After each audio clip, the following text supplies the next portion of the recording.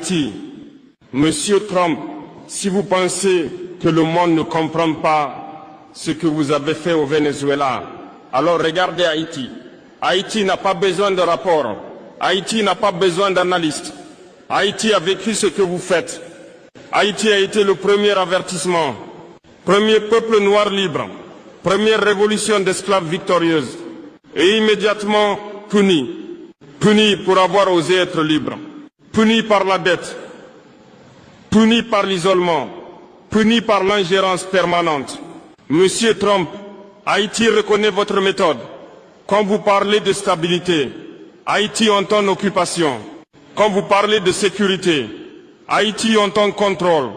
Quand vous parlez de transition, Haïti entend confiscation de souveraineté. Ce que vous avez fait à Maduro, Haïti l'a vu venir. Parce que le scénario est le même de légitimer, asphyxier, isoler puis frapper. Toujours au nom du bien, toujours au nom de la démocratie, mais jamais avec le consentement des peuples. Haïti n'est pas faible. Haïti est entravé. Ce pays n'a jamais été autorisé à respirer librement, à choisir librement, à se reconstruire sans tutelle. Et pourtant, malgré tout, Haïti tient encore. Monsieur Trump, comprenez ceci. Quand vous humiliez Maduro, vous rouvrez une blessure haïtienne. Quand vous niez la souveraineté du Venezuela, vous confirmez à Haïti qu'elle n'a jamais été considérée comme égale.